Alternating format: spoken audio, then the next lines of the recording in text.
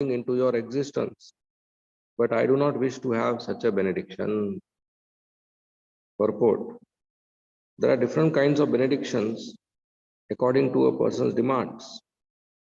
For Karmis, the best benediction is promotion to the higher planetary system, where the duration of life is very long and the standard of living and happiness is very high.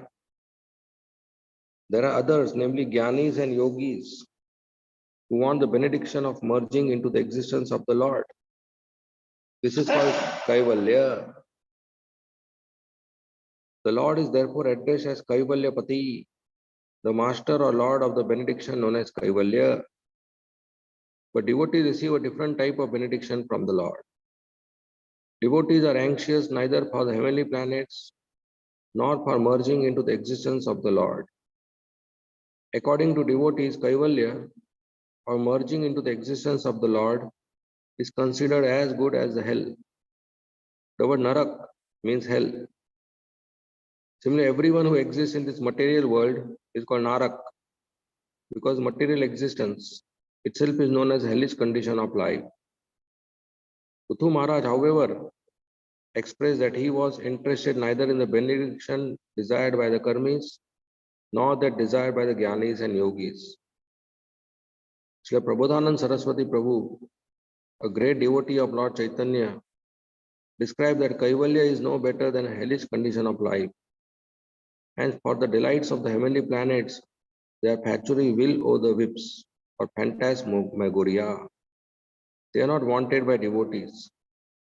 Devotees do not even care for the positions held by Lord Brahma or Lord Shiva, nor does a devotee desire to become equal with Lord Vishnu. As a pure devotee of the Lord, Puthu Maharaj made his position very clear.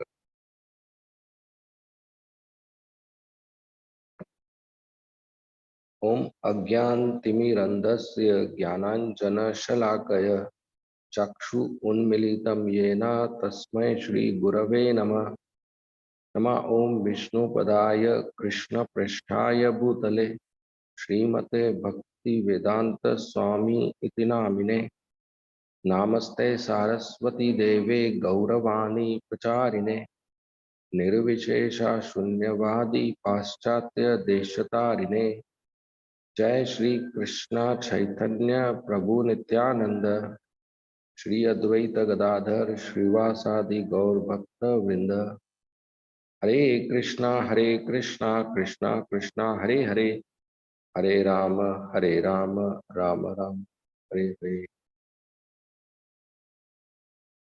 Hare Krishna. So we continue discussing the pastimes of Puthu Maharaj, and herein Lord Vishnu has appeared in the sacrificial arena of Puthu Maharaj, and he is very pleased with Puthu Maharaj's behavior and qualities, so much so that Lord Vishnu, who came for a short duration of time, how to fix this? Okay. Who came for a short duration of time, extended his stay because he was so pleased with Puthu Maharaj. And not only extended his stay, he actually touched his lotus feet on the ground, which he is not used to, so that he can talk to Puthu Maharaj comfortably.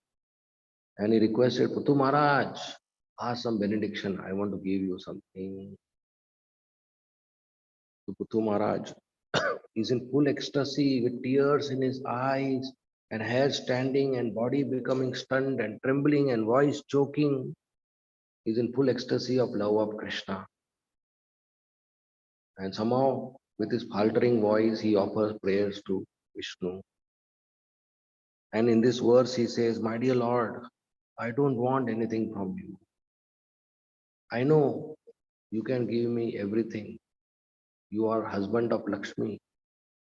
And many people ask you so many things. But you know, Lord, they are foolish. Because you are not an ordinary person.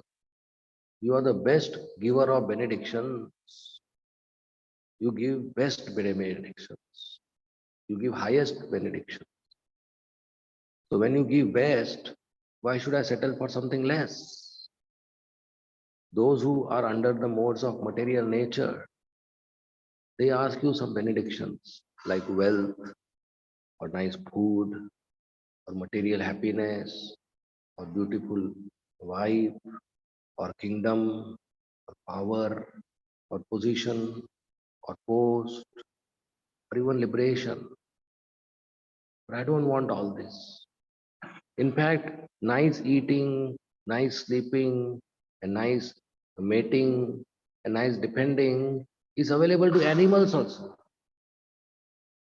Animals do it better than humans. The pig eats anything it likes and has no problem of diabetes or obesity or high weight or cholesterol. No, pig keeps eating whatever it likes.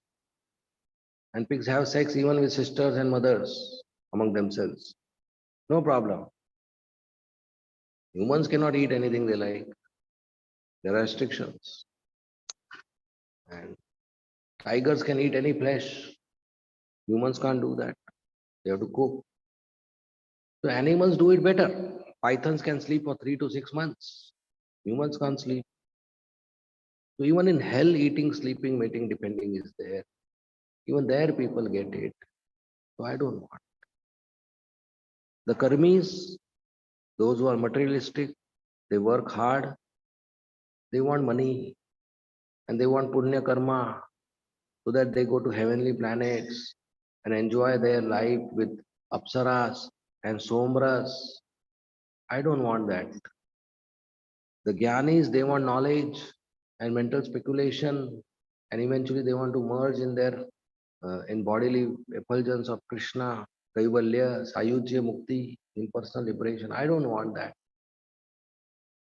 And the yogis, they want siddhis and they want some extra natural powers so they can control other people's mind and they can control the nature. And eventually they want to go to higher planets or merge into your existence. I don't want that. This is all useless. And that's true. Even if we go to heavenly planets, it is temporary. One day we'll have to come back. After 10,000 years, we'll have to come back to Auckland or anywhere in Earth planet. What is the use? Even if you get merged in the absolute truth for millions of years, after that again you come back. And even if you get siddhis, one day you die. And you merge again, you again come back. So this is all temporary, even for long duration, but temporary. But the soul is eternal, permanent. So a permanent soul getting some temporary happiness, which will end at one point of time, is not a great achievement. Sri Chaitanya Mahaprabhu, he told a very nice story to Sanatana Goswami. He tells there was a man who was very poor and he was suffering because of less wealth, lack of wealth, and not getting to eat. So one Jyotish astrologer, he met the man and he said, "Why are you suffering? Your father left lots of wealth for you. But because your father died in a different location and at the time of death you didn't meet him, so he didn't disclose and you don't know that you are a wealthy person. There lots of wealth for you, but you don't know. Let me tell you, the wealth is in the courtyard of your own house. If you dig, you will get wealth. But then where to dig? There is south, west, north, east. So he said, don't dig in south. If you dig in south, there will be insects and wasps, they will bite you. Don't dig in west. If you dig in west, there will be a ghost who will come out and disturb you. Don't dig in north. If you dig in north, you will get a very big black snake who will eat you. Little bit you dig in east, you will get well.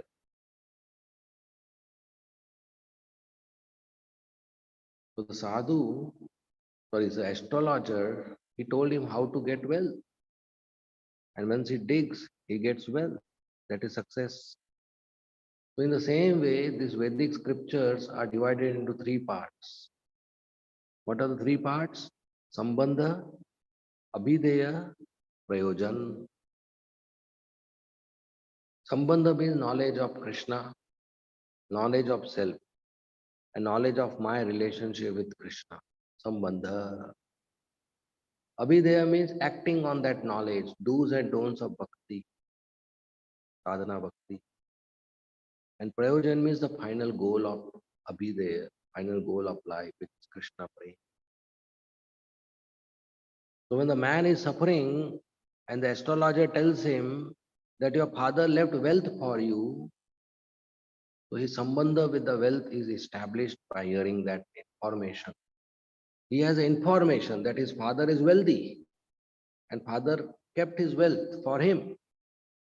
That sambandha, we get information that Krishna is Supreme Personality of Godhead and I am his part and parcel. And he has left for us wealth of happiness in our heart. The sambandha with the wealth is established. But still he is starving because only sambandha is not sufficient. You need to dig out. So then the Jyotish, the astrologer, gives him abhideya, do's and don'ts. He said, in south you don't dig. That is karma kand. Those who do karma kand, they are bitten every day, painful bitter bites of insects and wasps, painful bites of rules and regulations. So south means karma kand. In west you don't dig, that is jnana kand. In west there is a ghost. So Gyan Kand means you do mental speculation. And when you do mental speculation, your mind is disturbed, like the ghost disturbing your mind and intelligence. So in West, you don't dig. In North, you don't dig. There is black snake, that's yoga. Dhyan yogis who want siddhis and who want to merge in the absolute truth. That's black snake, spiritual suicide, completely kaivalya, finishing our individuality. In East, little bit you dig, you will get well. That is bhakti yoga. So when you little bit perform bhakti yoga, we get connected. So digging is called abhideya here. And where to dig and where not to dig, do's and don'ts, that's called abhideya. So we have do's and don'ts to get up early morning, take bath, attend Mangalati, pay obeisances, chant our rounds, do Guru Puja, hear a class, follow four regulatory principles. There are do's and don'ts. No meat eating, no intoxication, no gambling, no illicit sex. So when we do abhideya, do's and don'ts, prayojan, the final goal of life, we get the wealth, we get Krishna prem. We are revealed inside our heart what is our loving relationship with Krishna. It's Shantaras or Dasyaras or Sakhyaras or Vatsalyaras or Madhuryaras. And in that relationship, we serve Krishna internally. So this is how all the scriptures are divided. Vedanta Sutra is divided into Sambandha, Abhideya, and Prayojan. So Prithu Maharaj is saying, I don't want benedictions like karmis. I don't want benediction like jnanis. I don't want benediction like yogis. I don't want kaivalya. I don't want impersonal liberation.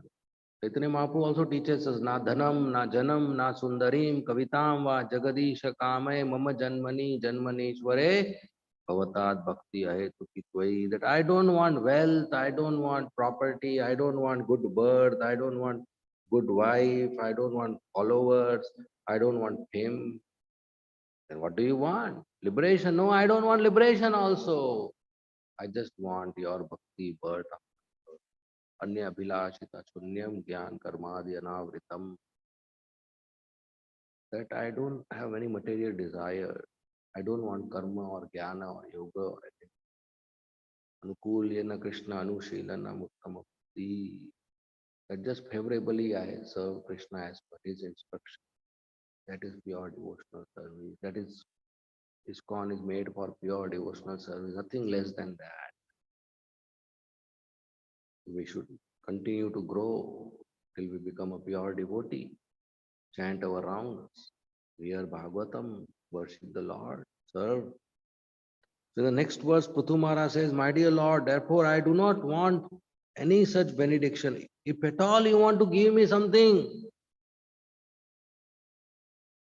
then give me $1 million. No. Then give me millions of years. Everywhere in the body, year. Everywhere years you give me. You give me millions of years. And then you give me association of pure sadhus from whose lotus mouth I will hear your katha with millions of years, because 2 years are not sufficient. The Prithu Maharaj is such a pure devotee that he wants to hear the glories of Krishna from the mouth of pure devotees. And he wants millions of years, because 2 years are not sufficient. So for bhakti, hearing is extremely important. Shravanam. But from whom to hear? We should hear from a pure devotee who comes in a sampradaya, who walks his talk, who practices what he speaks, and whose character is beyond doubt, and whose behavior is perfect, whose etiquette is perfect, whose senses are in control, who has control over his eating and sleeping, and who has no blemish on following the principles, and who is intelligent enough to engage his followers in Krishna's service, who doesn't want anything for himself, a pure devotee. When we hear from the mouth of such a person, immediately there is change in our heart, there is inspiration in our heart that yes, I should do nice work. Yes, I am servant of Krishna. Yes, I should practice sadhana. I should chant Hare Krishna. That inspiration is required to maintain our bhakti day to day. And that happens by hearing, that happens by chanting, that happens by reading, that happens by remembering the instructions, and that happens by continuously serving the deities, so that the deities reciprocate with us. And by that reciprocation, we get further conviction and we maintain our service. So hearing is very important. Arjuna, before hearing Bhagavad Gita, was confused, stressful, crying, with tears in his eyes, weak in his hands and legs. But after he heard Bhagavad Gita, just in 30 minutes, he was smiling. And he picked up his Gandiva and he fought the war and he became victorious and he became man of the match, became hero of the battlefield. What happened in 30 minutes? He heard from Bhagavad Gita. We have example of Parikshit Maharaj. Parikshit Maharaj was cursed to die in 7 days by the bite of a snake bird Takshak. What did he do? He left everything, his palace, his treasury, his family, his queens, his children, his army, his weapons, his chariot, his clothes, his ornaments. And in one dhoti, he sat on the bank of the Ganges. And there many people came, many rishi munis, demigods came. And to everybody he asked only one question: what is my duty now before death? And everybody had a different answer. And finally Shukdev Goswami appeared there. And he accepted Shukdev Goswami as his spiritual master and gave him Vyasasan, raised seat. And he asked him the same question. And Shukdev Goswami said, your duty before death is to hear Srimad Bhagavatam and I will speak back to you. And 7 days he continuously spoke Bhagavatam. And on the 7th day, the snake bird came and bit Parikshit Maharaj's body. But before the biting, he was already liberated by hearing Bhagavatam. By hearing Bhagavatam, Parikshit Maharaj got delivered. Prahlad Maharaj was in the womb of his mother and he heard Bhagavatam from Narad Muni. And when he was born, he was a pure devotee. A child in the womb, what he will understand? He doesn't know the language and he doesn't have the intelligence to understand the class. But because Narad Muni is a pure devotee and his transcendental sound vibration went into the ears of Prahlad Maharaj, and Prahlad Maharaj got changed. because a pure devotee is sheltered at the lotus feet of Krishna, and Krishna's lotus feet contains saffron dust. So pure devotees contact with the saffron mercy particles, SMP, saffron mercy particles. And when pure devotee speaks Bhagavatam class or gives instruction, his sound vibration contains those SMPs, those saffron particles. And when they enter our ear, the particles are the one from our ear, they go to the heart and connect to the soul and enliven the soul, and the soul becomes self-realized by those particles. The main thing is not whether I understand the class or not. That is bonus.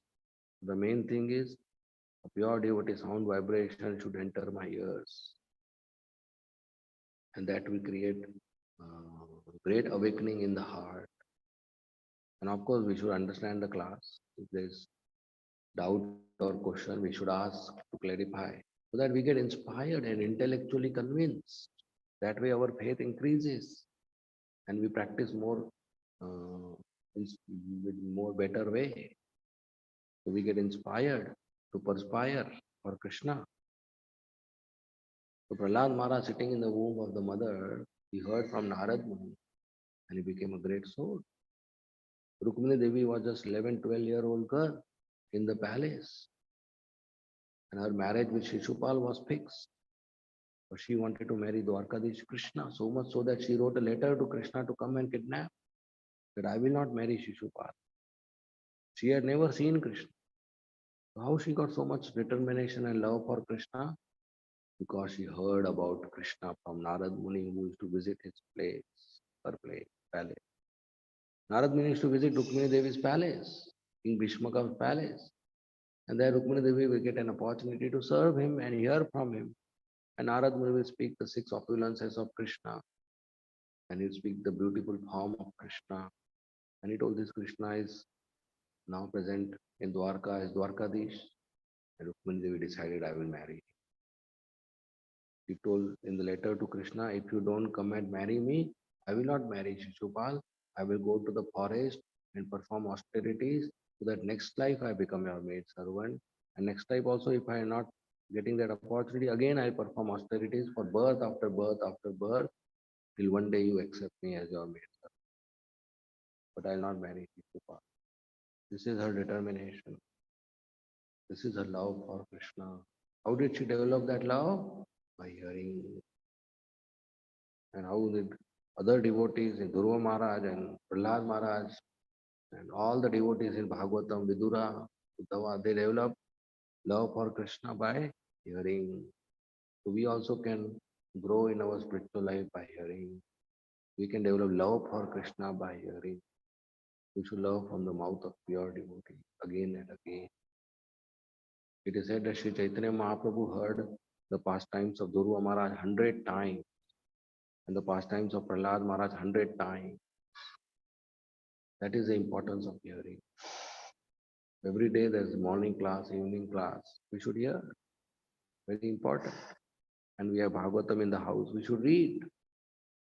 And that way, we very quickly get purified and grow in. So Vishnu is asking him, Prithu Maharaj, to ask some benediction. And Prithu Maharaj is saying, I don't want to merge. I don't want liberation. Because if I merge, then I will not get an opportunity to hear your katha. Better I will continue my birth after birth. I will stay here. You just give me millions of years. And you give me association of pure devotees. So these pure devotees will speak Krishna Katha and I will hear from with millions of years. That will satisfy. Because when the pure devotees speak, your saffron dust will go inside my heart and that will enliven me. Puthu Maharaj is so great Vaishnava. And this really happened. Later on, 4 Kumaras, they came to the city of Puthu Maharaj, directly from skyways to down. 4 Kumaras generally don't go anywhere. We rarely hear. But they came to Puthu Maharaj. And Puthu Maharaj worshipped their lotus feet, washed their feet, and took the Charnamrit on his head and the head of his family and ministers and citizens. All the citizens saw 4 Kumaras, 4, 5 small boys. And Puthu Maharaj very humbly sat at their feet and asked questions. And they replied and gave them Bhagavatam knowledge. So Nectarian Prithu Maharaj was so satisfied. At the end of association, he offered his whole kingdom, his palace, his treasury, his weapons, his army, his family, and his personal finance and clothes, ornaments, everything in charity to Gaura Maharaj. Everything he offered, he said, whatever we have is actually yours. Because whatever we have is actually Brahmanas own it. Because the pure devotees renounce this world happiness. That's why we have that. If they don't renounce, then they will have it. But because they rejected it, so we have it. So we should use it in their service. And when we use it in their service, that is a benefit of having anything in life. Otherwise, that object we are attached, we will have to continue birth after birth in this material world. But if we use it in the service of Krishna, then our house, our car, our income is purified. So we should use everything in the service of Krishna and devotees and cows. And that way we are purified of our attachment. So Puthu Maharaj offered everything to the poor Kumaras. That everything belongs to you. You please take it. That's the greatness of Puthu Maharaj, who got association of poor Kumaras. We should also imbibe this quality and should be very eager to hear Krishna Katha, and eager to hear Bhagavatam, eager to read Bhagavatam. Nityam Bhagavata Sevaya. Nitya means every day. It doesn't say Sunday Bhagavata Sevaya, that every Sunday you hear. No, Nityam, every day you hear. Every day Srila Prabhupada gave this morning class, and we should hear it and advance in bhakti. Okay, we'll end here. Thank you very much. Srimad Bhagavatam ki jai, Srila Prabhupada ki jai, Hare Krishna. If there are any comments or questions, you may please ask. Yes.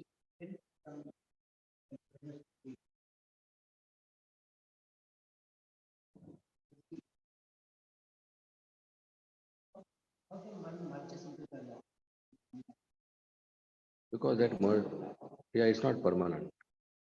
Merging means the soul as a particle goes into the light. The individuality is shed for few millions of years, but it's not eternal. Eventually the soul comes down. Yes, but the soul, because it's supposed to be always active, cannot be inactive for so long. Finally it comes down and again starts doing activity.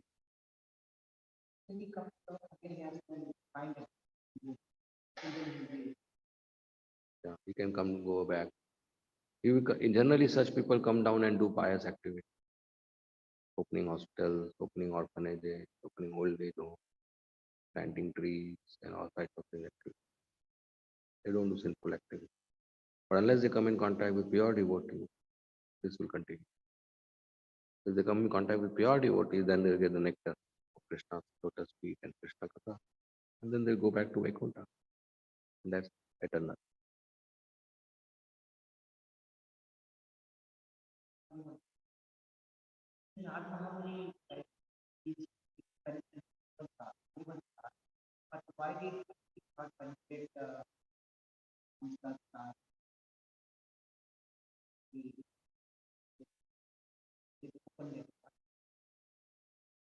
Even us, no, but that doesn't mean he forces. There has to be some favorability. No? Okay? You can put a seed in a field, not on a rock. Somebody's heart is like stone because they do Vaishnava Prat. So that heart has to melt by doing devotional service. Right? Okay, we'll end here. Thank you very much. Srila Prabhupada ki jai. Hare